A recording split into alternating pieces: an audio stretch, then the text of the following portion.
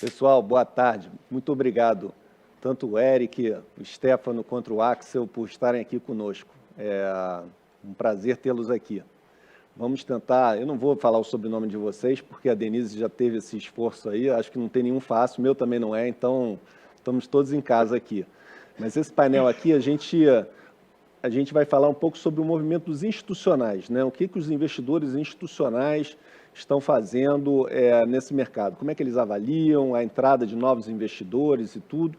E o muito legal desse painel é que a gente tem, vocês três fazem parte de instituições diferentes e cada uma tem um estilo. Então, acho que seria interessante a gente aprender um pouco com vocês, como é que vocês olham para esse mercado, mas antes da gente começar a fazer perguntas mais específicas, eu gostaria que cada um se apresentasse à instituição, né? São empresas relativamente novas. E como vocês saíram, todos vocês, né, o Eric ainda está no mercado mais tradicional ainda, mas como que vocês saíram do mercado tradicional, financeiro, para agora estarem operando, vamos dizer assim, as moedas digitais? Então, eu começo com o Axel, para nos explicar um pouco como foi essa transição e contar um pouco para a gente como é a BLP. Obrigado, Rodolfo e Ginel, pelo convite. Bacana estar aqui com o Stefano e o Eric discutindo esse assunto, que claramente tem ficado muito mais interessante e vindo mais à tona nesses últimos meses. Então, eu vim do mercado tradicional, foram 24 anos no mercado em bancos, começando na Holanda, no ABN, voltando para o Brasil, 9 anos de garantia, 6 de Santander e terminei como tesoureiro do BTG durante 7 anos, até que em 2016 eu decido me desligar do banco, tenho 6 meses de non-compete e não sabia o que ia fazer da vida, mas começo a estudar e me deparo logo no início com o blockchain. Bitcoin na época era muito dominante, 95% de dominância do mercado, então comecei a estudar isso, fui para fora, conheci muita gente que estava montando a infraestrutura do ecossistema, voltei para o Brasil falando, aqui tem uma coisa que pode ser até maior do que a internet que eu vivenciei na década de 90, todos os IPOs que aconteceram, aqui essa internet descentralizada podia ser alguma coisa muito grande. Decidi investir, e isso foi ao longo de 16, não só nos tokens, mas também muito early stage desse ecossistema, até que em 2017, os meus dois sócios na BLP, o Alexandre Lacerelli e o Glauco Cavalcante, me falam, poxa, por que a gente não faz o primeiro fundo de criptoativos do Brasil? Eu achava que estava um pouco cedo, mas aí em meados de 2017 o Glauco me convence, vamos fazer isso. Já a BLP é uma gestora de investimentos alternativos, fundos alternativos, então foi só quase a gente se plugar na gestora que já tinha 10 anos de vivência e montamos essa nova estratégia de ter fundos long only ativos em criptomoedas. Esse foi o começo. Muito legal, foi bastante inovador. Eu me lembro do primeiro fundo, a gente começou a negociar, inclusive lá na plataforma da Genial, né? Foi a primeira plataforma a disponibilizar um fundo de criptoativos para o mercado de varejo brasileiro, né? Tá. Stefano, conta um pouco. Primeiro, parabéns aí pelo lançamento da Hash 11, um sucesso, vários investidores, acho que muito legal esse movimento, são investidores ainda que a maioria talvez não tenha tido ainda a oportunidade de ter comprado criptomoedas em exchanges, né? Assim, então foram ter talvez o primeiro conhecimento aí desse mercado, o primeiro acesso ao mercado usando o mercado tradicional de bolsa, e foi realmente um sucesso, né? E eu acho que ainda pode ter muita novidade por aí também, é um primeiro ativo, um primeiro ETF, mas que foi pelo sucesso e pelo que tem aí negociado e a inclusão de novos participantes, tem tudo para ser bastante, ser muito maior do que já está sendo, né? Então explica para a gente um pouco, Stefano, acho que você também trabalhou no Pactual e tudo, então quer dizer, uma turma mais ou menos passou pelo mesmo lugar, né? Vamos lá, bom, Rodolfo, em nome da Hashdex, é um prazer estar aqui e reforçar a importância dessa parceria, né? A gente esteve com o Evandro, né, inclusive ali no lançamento, ali no sino, né, do nosso IPO ali, então uma parceria que a gente leva com muito carinho. E conforme o Axel mencionou, né? Então, o fato da gente talvez ser do mercado financeiro tradicional no início, né, causa um certo desconforto. A minha primeira, talvez, meu primeiro contato com o Bitcoin, ele foi em 2013, através do Marcelo Sampaio, que você também conhece bem. E eu confesso que no primeiro momento, a minha primeira reação era não só de não participar desse mercado, mas eventualmente até tentar proteger o meu amigo, né? De repente de estar exposto a uma coisa que não faz tanto sentido. Nada como tempo também e humildade intelectual para se permitir mudar de ideia, né? Então, conforme o Axel falou, quando você se debruça, você começa a olhar um pouco mais da tecnologia, você vê que ela é transformadora. Então, na física, a gente entra em cripto mais ou menos ali no meio de 2013. O Bitcoin estava na casa de uns $200. Está longe de dizer que eu comprei bem. Eu acho que tradar isso é um desafio, né? Logo que a gente entrou, estava falando com o Axel aqui no aquecimento. Teve um hack numa bolsa lá em Tóquio, chamada Mt. Gox, que ninguém fala, mas machucou bastante quem estava lá em Bitcoin ali na época de 2013, 2014. Vem, então, o grande exagero nesse mercado ali, 2017, 2018, né? E aí a gente toma a decisão, então, de montar, né, a Hashdex com a missão de dar acesso, né, de maneira simples, segura, regulada, com uma proposta de índice, né? Então, uma proposta complementar aí, né, dos outros dois palestrantes, e a gente acabou tendo a sorte, né, de lançar, né, o primeiro ETF de cripto, de uma basket de cripto do mundo, né, e o primeiro ETF de cripto agora no Brasil. E certamente sem essa parceria da Genial isso não seria possível. Então, queria mais uma vez agradecer e que seja o primeiro de muitos aí que a gente ainda vai fazer. Legal. A gente tem muito orgulho de ter sido coordenador líder dessa oferta. Acho que foi realmente um sucesso e eu acho que tem espaço para muito mais. O Eric é da Gauss. Para quem acompanha bastante o mercado financeiro, a Gauss foi o primeiro fundo multimercado que anunciou que havia se exposto seu portfólio a criptoativos. Então, também um negócio bastante diferente. E olha que isso não faz, assim, fazem uns 2 anos, talvez, que foi anunciado isso daí, e que era um negócio muito exótico ainda para o mercado, de novo, financeiro tradicional. Então, Eric, explica um pouco da sua trajetória e por que vocês na Gauss resolveram incluir criptoativos também dentro da carteira de fundos.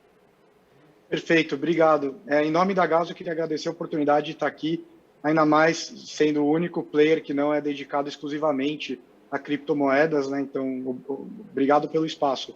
A minha trajetória pessoal, eu nasci no Brasil e fui estudar nos Estados Unidos. Eu fiz graduação em Wharton e logo depois eu fui para Goldman Sachs, então uma carreira bastante tradicional de mercado financeiro. E meu primeiro contato com criptomoedas foi em 2015, quando eu entrei num fundo chamado Stone Ridge, que hoje gera 15 bilhões de dólares, e o dono do Stone Ridge, ele tinha uma outra empresa, na época, que chamava Kicking Horse, que era uma market maker de criptomoedas focadas em Ripple, né? Então, ele estava bem adiante, à frente de seu tempo na época. O Kicking Horse ele acabou sendo transformado no que é hoje uma empresa chamada NYDIG, que eu sei que o Stefano acompanha. O NYDIG é talvez um dos maiores provedores de soluções institucionais para criptomoedas no mundo, e o dono é o Ross Stevens, que foi meu chefe ao longo de 5 anos no Stone Ridge Asset Management. Saindo do Stone Ridge, eu fui para o Millennium Management, que é o hedge fund americano, do Easy Englander, de 45 bilhões de dólares, e eu sempre trabalhei nessa área de volatilidade, ou trading de opções. E eu me afiliei à Gauss nesse ano, em março, e estou bem feliz, em geral, de estar aqui com a Gauss e poder agregar de muitas formas, e uma das formas é justamente nessa parte de criptomoedas, auxiliar o nosso CIO e todo o comitê de risco a entender como faz a aquisição, né, de criptomoedas de forma institucional. Para responder sua pergunta, por que as especialmente o Bitcoin, especificamente, figura no nosso portfólio, eu acho que tem uma tese muito interessante aí. A nossa tese, a tese da casa, é que vivemos hoje num mundo de abundância monetária e abundância fiscal, né, especialmente pós-Covid, e isso tudo cria uma demanda por ativos que são escassos. Né? Nós estamos vendo o preço de arte subir, nós estamos vendo o preço de relógios de luxo subir, de real estate de luxo subir, e cryptocurrency, especificamente o Bitcoin, ele é por construção, mecanicamente falando, uma coisa escassa. Tem um número finito, né, aproximadamente 21 milhões de moedas, que podem ser mineradas ao longo do tempo. Então, a nossa tese era que, eventualmente, essa demanda por escassez iria atingir os bitcoins, e de fato atingiu. Tanto é que hoje estamos aí próximo da máxima histórica das moedas. Tá, muito legal aí a sua trajetória e, pô, mostrou bastante coragem realmente quando foi escolher um ativo tão, ainda nessa época, talvez até recentemente, tão não desmistificado ainda, né? Mas, Axel, você que tem uma gestora e você tem fundos, onde você realmente tem uma certa liberdade, né, para alocar dentro das moedas que lhe pareçam mais interessantes, como é que você faz essa avaliação? Quer dizer, o que você leva em consideração quando você determina que uma determinada moeda está mais cara ou está mais barata, ou vale a pena ter essa combinação dentro da minha cesta de ativos? Vamos lá. Então, acho que tem muita coisa, né? São hoje 9 mil criptoativos, tokens, blockchain, cada um chama de alguma forma. Não dá para analisar tudo. Então, a gente primeiro colocou algumas grandes diretrizes. Vamos ter 80% dos assets do fundo entre as 10 maiores por market cap. Então, já cria um funil bastante grande. Porém, tem algumas coisas entre as top 10 que a gente não gosta e não vai ter. A gente pode dar vários exemplos. Por exemplo, foi comentado o Ripple agora há pouco. É um ativo que a gente nunca teve no portfólio desde Inception, porque a gente estudou o negócio, viu o time, falou com o time, era pre-mined, não vimos um use case para ela, então a gente não achou que deveria ter. Infelizmente não tivemos, porque ela underperformou muito ao longo desses últimos 3 anos e muito mais depois que teve o lawsuit em dezembro do ano passado do SEC. Agora teve um pump esse último mês, mas no geral ela performou muito mal vis-à-vis as outras. Mas para analisar essas grandes, a gente simplesmente olha o blockchain, né? Como o blockchain é fantástico, essa tecnologia, ela é totalmente transparente. Então você pode entrar em qualquer protocolo e usando vários recursos como Glassnode para olhar o que está acontecendo dentro do blockchain. Tem gente diminuindo posição, aumentando posição, qual o saldo dessas carteiras? Tem wallets, número de wallets aumentando, diminuindo. Você tem centenas de métricas que você pode analisar para ver para onde os devs estão indo, né? Tem devs entrando, tem melhorias a serem feitas no protocolo, e você vai estudando essas métricas e vai tomando algumas decisões mais fundamentalistas nos grandes ativos. Quando você vai olhar coisas menores, mais novas, aí é um outro tipo de análise. Então, a gente deve ter visto um pouco mais de 100 ICOs ao longo desses últimos 3 anos e meio, quase, e investimos em somente um. E aí vai muito mais numa parte qualitativa e menos quantitativa, olhando muito primeiro quem é o time, quem está por trás, o time consegue entregar a tecnologia que eles estão prometendo, o use tem uma função utilidade que eles estão tentando resolver, algum problema que eles estão tentando resolver, precisa de um blockchain e um token para isso, ou estão fazendo isso só para tomar um funding mais rápido, mais facilmente, e o track record do time, e por aí, e de novo, se tem, eventualmente vai ter um network effect nesse negócio. Esse negócio vai ser útil para meia dúzia de pessoas, 1.000 pessoas, 100.000 pessoas, 1 milhão de pessoas ou mais, né? Muito tentando pegar esse cheiro, porque se você lê o white paper, é muito difícil você tomar uma decisão. Então você começa a olhar essas coisas, métricas diferentes, para tomar a decisão de coisas menores que sempre são muito mais difíceis, mas também o potencial de crescimento, de valorização de coisas menores é maior, com risco maior. Então, quando a gente vê coisas menores, sempre são em tamanhos muito, muito menores do que os grandes protocolos que já estão estabelecidos, já foram testados, já tentaram hackear e não foram hackeados, etc. Então, há maneiras diferentes para olhar. A gente olha um pouco a parte técnica, talvez só para validar, mas a gente nunca toma a decisão de trading puramente simples no técnico. Mas agora, por exemplo, tem um técnico muito importante que rompeu, que foi o Ethereum, que estava, assim, quando a gente começou o fundo, só para dar alguns números, o Ethereum era 0,1, a gente vê tudo versus BTC. A gente esquece as moedas fiduciárias, quanto que vale em dólar. A gente vai dar mais ou vai dar menos que o BTC? Essa foi a nossa primeira decisão. Então o Ethereum, quando a gente começa o fundo, ele era 0,11 BTCs, ele foi abaixo, a gente sempre achava muito caro. Então a gente foi underweight durante anos Ethereum, até ver o roadmap do Ethereum 2.0, ele chegou até abaixo de 0,02, onde a gente vira a mão e fica over. Agora ele rompeu 0,05, que é um nível que ele está basicamente há 3 anos tentando romper, e talvez agora ele vai dar muito. Então hoje é a nossa principal posição, hoje já é maior que o BTC em Ethereum. Então a gente olha algumas coisas técnicas, mas é mais para validar se a decisão final do trading. Tá bom, Axel. E, Eric, como é que você faz? Num fundo tradicional, você não tem a capacidade, ou pelo menos a regra aqui no Brasil ainda não te permite muita exposição aos criptoativos diferentes. Você estava me explicando quando a gente conversou, que vocês acabaram se expondo através do futuro que negociava em Chicago, né? Sim. Você está vendo aí o Axel falar do Ethereum e tudo, você não tem vamos dizer assim, não sei se você gosta da moeda e tudo, mas como é que você poderia eventualmente estar exposto ao Ethereum? Eu acho que é o seguinte, na Gauss, hoje, a nossa tese de investimento ela é especificamente em torno do Bitcoin, né?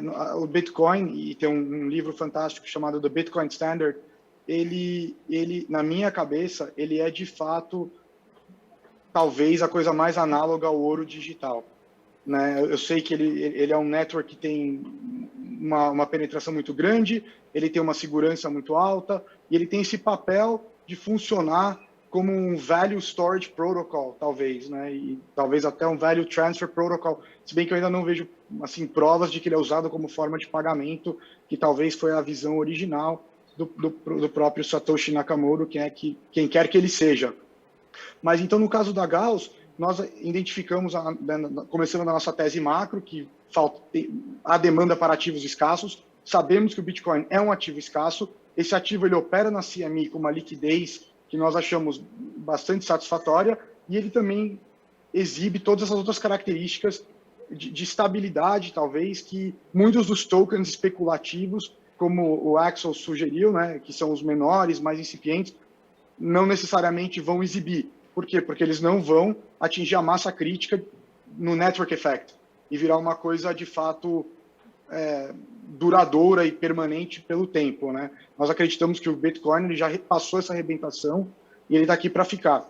Eu sei que, se eu não me engano, o Ethereum também tem um mercado de futuros na CME, ou vai ter em breve, e é um mercado que ainda, na minha opinião, não tem tanta liquidez quanto o Bitcoin, e também o próprio Ethereum, e aqui o Axel pode talvez complementar até com a visão dele, o Bitcoin e o Ethereum eles têm propósitos diferentes, né? Eu enxergo o Ethereum, e acho que eu vou roubar aqui uma frase que o Stefano me ensinou, que eu achei bem elegante para tentar reduzir o Ethereum para uma coisa mais palpável, é talvez um operating system descentralizado, né? Um sistema operacional. Então, o Ethereum tem esse propósito onde você pode desenvolver apps, né? Applications para dentro do Ethereum. Então, teoricamente, poderíamos ter aí um sistema de derivativos que magicamente, sem ninguém intervindo, esses derivativos se resolvem, se pagam e se transferem, né? Então, ele tem uma aplicação de DeFi, Decentralized Finance, muito diferente do Bitcoin.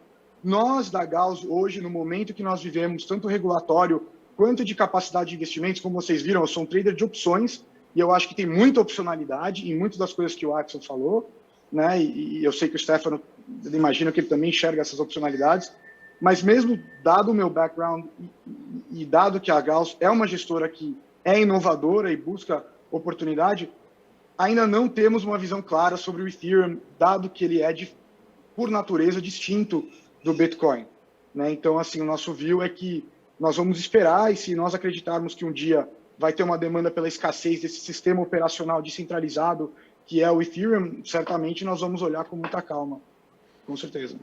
Stefano, eu queria te fazer uma pergunta. Quando nós montamos o ETF, o ETF Hash11, a ideia era muito dar acesso ao pequeno investidor, né? O cara que ainda tinha uma certa desconfiança de operar nas grandes exchanges e já conhece um pouco do funcionamento da Bolsa Brasileira, então ele teria esse acesso ou começaria por aí. O que a gente viu é que tinha uma demanda institucional bacana, né? Então, quer dizer, a Gauss foi até a pioneira, entrou, vamos dizer assim, e anunciou que entrou, mas a gente viu que tiveram alguns investidores também institucionais, fundos, que acabaram entrando no Hash11.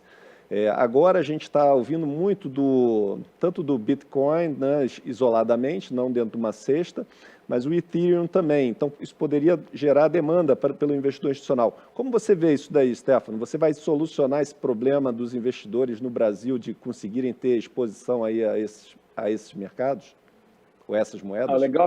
Legal o ponto, Rodolfo. No final, acho que dá para ver um pouco o ponto de cada um. Então, a gente tem um lado mais maximalista, então, né, muito bom ter mencionado aqui o livro do SAFE, né, do Saifedean Ammous, Bitcoin Standard, e no livro dele ele menciona isso, é Bitcoin or Bust. Então, a gente tem realmente uma coisa mais quase, não vou dizer emocional, né, com argumentos muito sólidos, mas assim, que é apenas o Bitcoin, de um lado, e muita gente tem um pouco mais de conforto de dizer que o Bitcoin é o primeiro, mas ao mesmo tempo tem protocolos com muito potencial.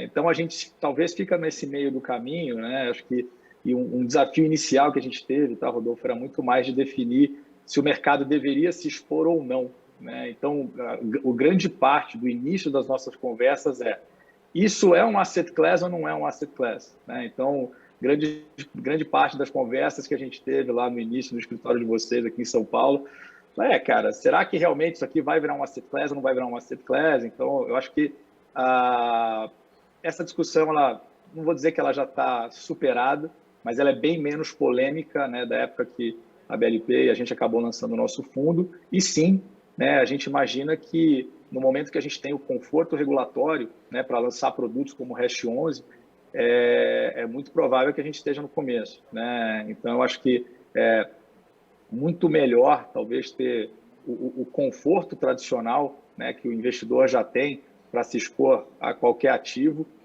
também se expor a outros criptoativos, né? Então, conforme o Axel falou, chegam aí a 10 mil, né? Muitos deles têm potencial, muitos deles não têm potencial nenhum, e a nossa maneira, né, o que a gente entende que o mercado precisa, talvez a estrutura tradicional para poder ter exposição, e pessoalmente eu tendo a concordar que o Ethereum como plataforma ele tende a amadurecer, né? Então, uma maneira, né? Então, não foi minha, tá? No final, eu peguei essa ali do pouquinho do Andrés Antonopoulos, um pouquinho do Raul Paul, que é um cara que eu gosto bastante. Então, talvez, né, o Bitcoin, pessoal, ele pode ser um colateral para esse mundo digital que a gente está vendo amadurecer, e talvez o Ethereum seja a plataforma de desenvolvimento para escoar, né, toda essa energia monetária. E, no final, muitos projetos ainda podem ser listados, né, digitalmente no Ether, e pode ser uma revolução aí que está só começando. Então, a minha pergunta próxima vai para o Axel, que a gente vê muito bom a gente ter a oportunidade, né, para aquele que ainda não teve a chance de comprar a sua criptoativo dentro de uma exchange, de poder ir na bolsa, que é a mais tradicional.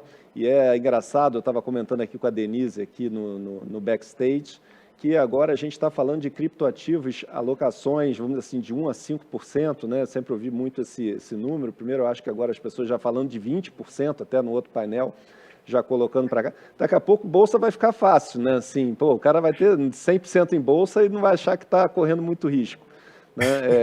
Mas, Axel, você faz a gestão ativa. A gente tem aqui o Stefan com ETFs, né? Na Gauss é tática, vamos dizer assim. Qual é o benefício da gestão ativa nos criptoativos? Você percebe, quer dizer, não é um jogo só de alfa, é um jogo só de beta, desculpa. É um jogo que você consegue gerar alfa entrando em outros ativos também? Claro, vamos lá. Eu acho que claramente beta é muito relevante, mas dá para gerar muito alfa, porque o mercado é tão novo, ele está mudando tão rápido. Então a gente navega o fundo em 4 temas: moedas, sistemas operacionais descentralizados, dApps, que são Decentralized Applications, e um tema que nem existia quando a gente lançou o fundo, que era DeFi. O mercado de DeFi, um ano atrás, ou 15 meses atrás, era um mercado de 50 milhões de dólares. Hoje, mais ou menos, são 60 bilhões de Total Lock Value, TLV, Total Lock Value, né? Valores já guardados dentro dos smart contracts. Então, como o negócio se mexe tão rápido, a gente acha que com a gestão ativa a gente consegue gerar ainda muito alfa, né? O Eric comentou que opera CME, né? Porque eles ainda não conseguem fazer a custódia deles aqui. Mas só para dar um exemplo, se você compra na CME, se você vende na CME e compra à vista, você consegue ganhar 12% ao ano, basicamente risk-free, com o contango que tem na curva, né? Você tem muita coisa ainda para fazer para esse negócio virar totalmente mainstream. Já melhorou muito dos últimos 4, 5 anos, mas a gente ainda está muito no começo. É um pouco o que o Bill Gates falava, né?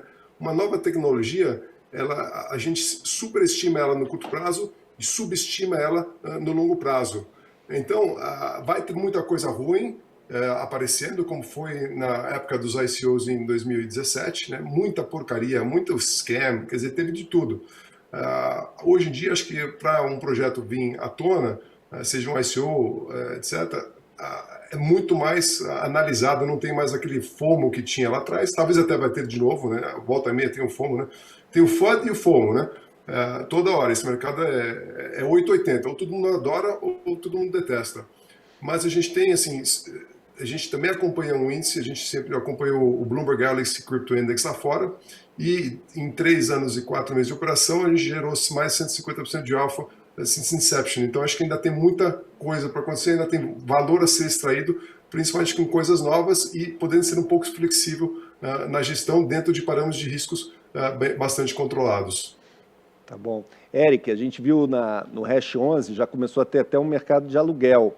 E eu acho que esse mercado de aluguel ele tem uma chance enorme de pegar, né? Porque, como foi falado até no painel anterior, acho que todo mundo está meio que começando, né, assim, a ter essa interação com as criptoativos. Eu acho que o pessoal vai guardar bastante. Então, se você pode guardar, você pode alugar, você ainda pode ter uma renda extra.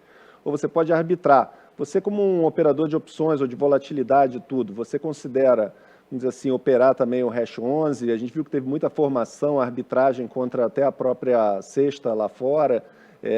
Você se vê envolvido nesse mercado e, vamos dizer assim, provavelmente a gente vai ter outros lançamentos de outros ETFs que vai dar para fazer bastante, vamos dizer, vai ter bastante arbitragem, né? Operações estruturadas e tudo. Você se vê envolvido nesse mercado? Sim, eu acho que tudo é uma questão da maturação do asset class como um todo e do mercado. Né? Eu acho que o que falaram aí é interessante sobre estarmos no começo de uma tecnologia incipiente. Se você pega a própria trajetória do mercado financeiro tradicional, de ações, por exemplo, você teve um caminho de inovação, você teve as ações, aí teve os aluguéis de ações, aí tiveram opções, né, que é talvez a plain vanilla option, teve o contrato futuro também, que era outro derivativo, mas os derivativos convexos teve o plain vanilla option, e aí você chega na década que estamos hoje e você consegue operar aí uma cesta com todas as complexidades que você bem entender. Né? Então, se você quer apostar que Petrobras vai subir 10% e Vale vai cair 5%, e tudo isso vai acontecer mês sim, mês não, por os próximos 2 anos, você consegue operar. Né? A imaginação ela é de fato o limite. Então, eu acredito pessoalmente, isso é a minha visão, que o mercado de criptoativos ele vai evoluir para o mercado de derivativos em criptoativos.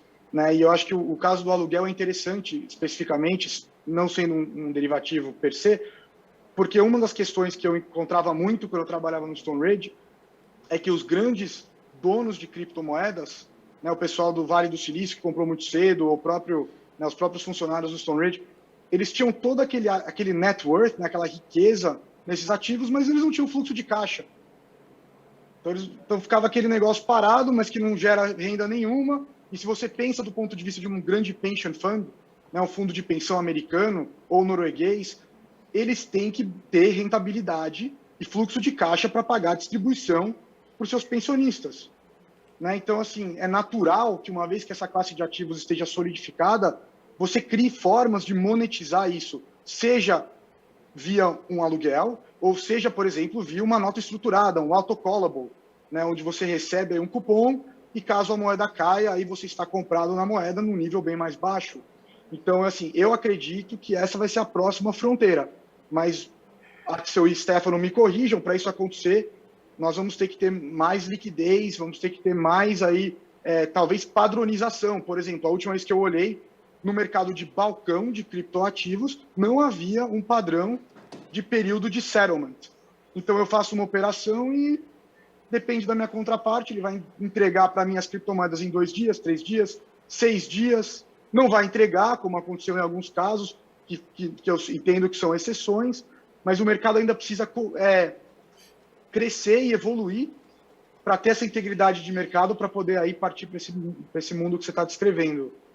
Vocês querem comentar o que foi falado aí pelo Eric, Stefano e Axel? Eu colocaria um ponto também, que no final, né, e é legal a gente entender que a rede começou ali em 2009, Eu, pessoalmente, mesmo defino isso aqui como um banco imobiliário de nerd, e não tenho o menor desafio aqui de dizer que mudei de ideia por completo. Mas, no final, a rede é a rede, né? E os agentes é que estão amadurecendo ao redor da rede. E eu acho que uma coisa importante, né, para a gente que busca essa maturação institucional para esse mercado é que quanto mais players entrarem, né, talvez até certos movimentos ali de exageros de alavancagem para cima e para baixo, então, né, uma coisa que causa um desconforto. Eu acho que existe uma alavancagem excessiva desse mercado de outros players que aos pouquinhos também devem acabar migrando, né, para players tradicionais, aí como o próprio Axel, aí o próprio Eric mencionou. Então, de novo, né, a rede ela é soberana, né, ela permanece rock solid aí desde então, e eu acho que é importante pontuar sim que quanto mais institucional entrar, né, então as strong hands aí começarem a se posicionar e não com viés aí de longo prazo mesmo, talvez até esses price swings aí que mesmo para quem está acostumado aí com 70 de vol, né, que é o que a gente carrega aí já há um tempo, talvez até a própria volatilidade ela tenda a se comportar um pouco mais, né? O mercado está em price discovery, né? Eu acho que é legal que a gente está nesse bull market, mas de qualquer forma, com institucionais maiores entrando, talvez uma pedra mais firme, né, em momentos de liquidez aí, talvez alguns momentos que o mercado não está tão líquido, a gente não vai ver price swings expressivos como a gente ainda vê. Então, eu acho que é muito positivo a gente ter institucionais se posicionando e defendendo suas posições. Se puder adicionar aqui, assim, nessa parte de opções, acho que um dos grandes problemas ainda hoje nesse mercado é os seus riscos de contraparte, né? Você pode operar com uma Deribit, uma ErisX, ou talvez opções de futuro na CME, que acho que aí o risco de crédito é zero, mas nessas outras o risco não é zero ainda, né?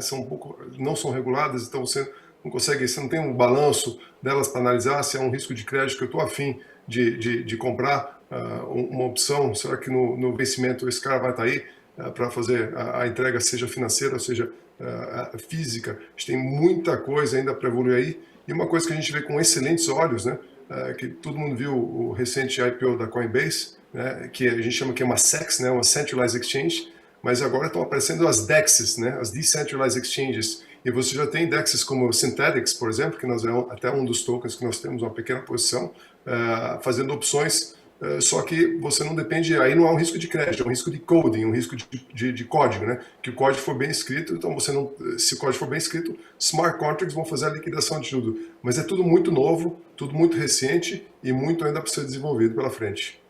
Não, é isso aí, é muito novo. Eu, particularmente, há 2, 3 anos atrás, não imaginava a gente promover um summit para falar de criptoativos assim, com uma audiência tão boa como a gente está aqui. Me disseram que o acompanhamento está excelente. Então, realmente é um negócio muito diferente. O Marcelo Stefano esteve lá no escritório e ele falou, não, pô, a gente veio do mercado tradicional, então, pô, a gente tem uma dificuldade enorme de entender, né, porque os ativos valem e tudo. Se você não realmente abrir a cabeça, você nunca vai conseguir ver valor nessa classe de ativos, né? Então, eu particularmente sou um grande fã, eu acho que esse mercado vai ser muito maior do que, por exemplo, a nossa própria Bolsa aqui no Brasil. Inclusive, eu acho que vai migrar muito as ações ou a forma como a gente tem exposição àquele negócio, vai acabar migrando, eu acho que um pouco para essa questão dos tokens e tudo. Então, para mim, é um mercado que tem muito para crescer. Como é que vocês acham, vamos dizer assim, qual vai ser o desenvolvimento futuro? O que vocês já acreditam que pode ser daqui a 5 anos, como é que a gente vai estar nesse mercado? Eu tenho um palpite, né? Eu acho que o mundo, a Covid acelerou a digitalização do mundo. Eu acho que muita coisa, como já que se começou, né, está sendo tokenizada. Vocês devem ter visto ontem o European International Bank fazendo o primeiro lançamento do bond dentro do Ethereum. Já tem aqui no Brasil, o mercado Bitcoin fez a tokenização de precatório já há um bom tempo atrás. O que eu imagino que é o mundo, não sei se é 5 anos, ou 10, ou 15, ou 20, tá? Eu não quero dar um time frame, não dá para fazer futurologia, mas eu acho que não tem nenhuma razão para a gente ter que esperar, operar, comprar ou vender Vale do Doce ou Petrobras até quando a Bolsa, a B3, abrir numa segunda-feira. Sai uma notícia no final de semana, encalhou um navio no canal de Suez, e putz, isso vai impactar o preço do petróleo, então vou ter que tomar atitude com minhas ações petrolíferas. Se isso está tokenizado, né, eu posso entrar no Uniswap, né, apertar um botão e swapar, vender, comprar Petrobras, qualquer outro ativo, um pelo outro, um por um stablecoin, né, um stable real, um stable dólar, o que seja, né, eu posso fazer isso 24/7/365 sem depender de uma B3, sem depender de uma CBLC para fazer custódia instantaneamente. Né, isso diminui o risco operacional do sistema como um todo. Você evita problemas como tivemos recentemente com Archegos, né, onde grandes bancos perderam bilhões de dólares, né, com a alavancagem excessiva do cliente final, e depois dias até fazer o settlement, e até lá custou alguns 6, 7 bilhões de dólares entre meia dúzia de bancos. Se você tem tudo tokenizado num blockchain com transparência total, liquidação instantânea, você acaba evitando, ganhando uma eficiência absurda e tirando um risco absurdo do dia a dia de qualquer tipo de transação. E não só ações. Eu acho que isso vai ser para debentures, estamos vendo esse bond agora, real estate e por aí vai. É isso que eu enxergo lá na frente. Eu só não quero dizer quanto tempo a gente está lá, mas está evoluindo mais rápido do que eu imaginava. Só para complementar uma coisa que o Axel falou, que eu acho que para mim foi bem surpreendente, isso que ele descreveu, né, que é o tempo entre você fazer uma transação e você ver o resultado financeiro da sua transação, isso aí não é instantâneo no mundo de hoje. Né? Nós temos a impressão que mas não é. Você passa o seu cartão de crédito, o dinheiro não sai da sua conta na hora. Né? Esquece a parte de você ter que pagar a fatura. Aquela transação em si, ela não é liquidada imediatamente. Eu vendo uma ação, não é liquidada no mesmo dia. Né? Isso é uma coisa que nós, consumidores, aqui no dia a dia, não pensamos.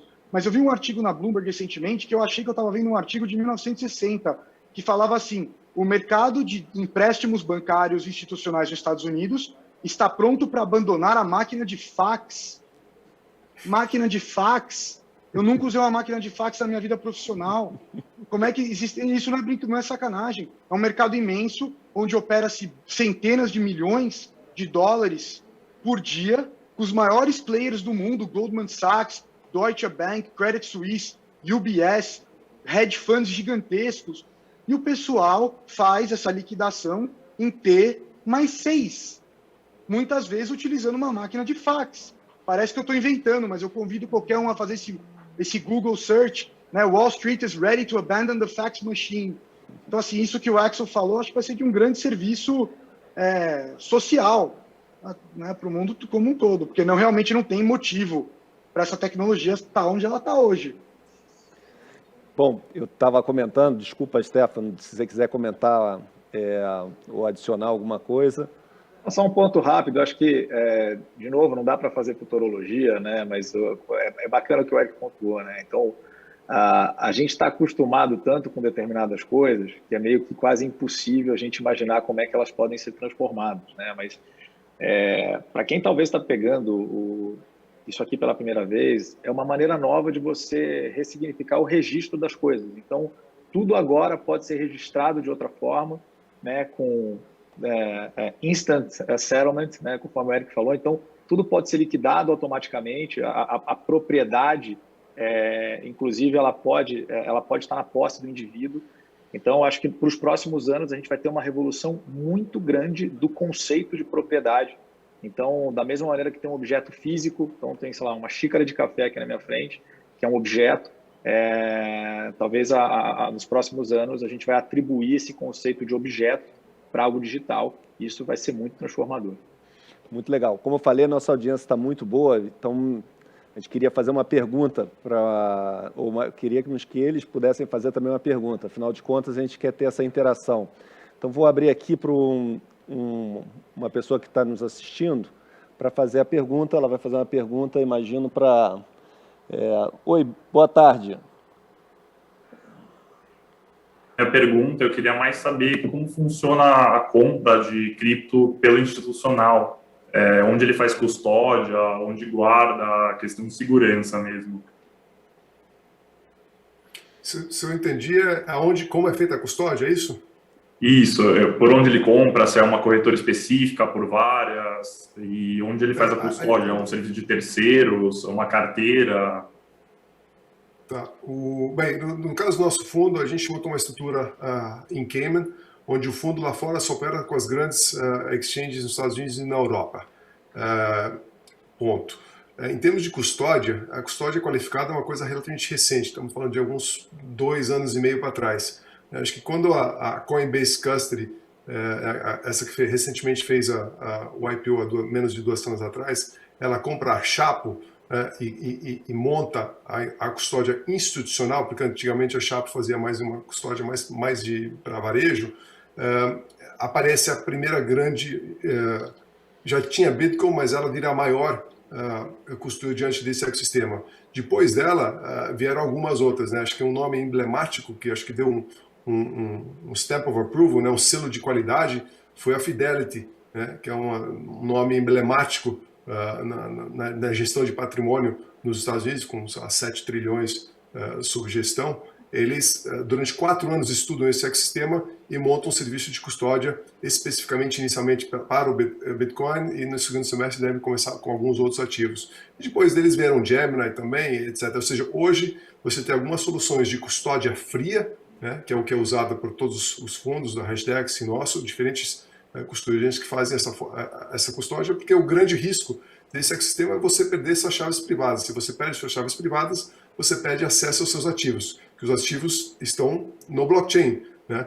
Mas a forma criptografada com muito forte, e esse é o grande risco. Então, hoje em dia, essas 3, 4 maiores custodiantes que existem no mundo, todos nos Estados Unidos, elas têm também apólices de seguros gigantescas, né, lá fora, para, se houver algum tipo de hackeamento, que eu acho muito difícil, quando você não mantém as suas chaves privadas em acesso à internet, já fica bem mais difícil hackear. Mas, de qualquer forma, elas já conseguem apólices de seguros bilionárias para garantir a segurança dos ativos dos seus clientes. Tá bom. Bom, obrigado pela pergunta, obrigado pela audiência. A gente está chegando ao nosso fim aqui. Eu queria agradecer ao Axel, Eric, Stefano por terem contribuído aí para o nosso evento. Espero que esse mercado cresça bastante. Espero não, eu tenho certeza que esse mercado vai crescer bastante. E vocês foram os pioneiros. Vocês vão estar ali no livro daqui a forma que a gente for, né, passar a nossa história para frente. Vocês certamente vão fazer parte desse movimento aqui no Brasil. Então, parabéns pela coragem, né, por ter entrado. Tenho certeza que todos estão felizes aí não somente de terem sido pioneiros, mas pelos ganhos também que foram auferidos. E muito obrigado. A gente que agradece aí pela confiança. Até logo, pessoal. Maravilha. Obrigado pela parceria. Tchau. Grande abraço, pessoal. Vou chamar a Denise aqui para a gente dar sequência ao nosso evento.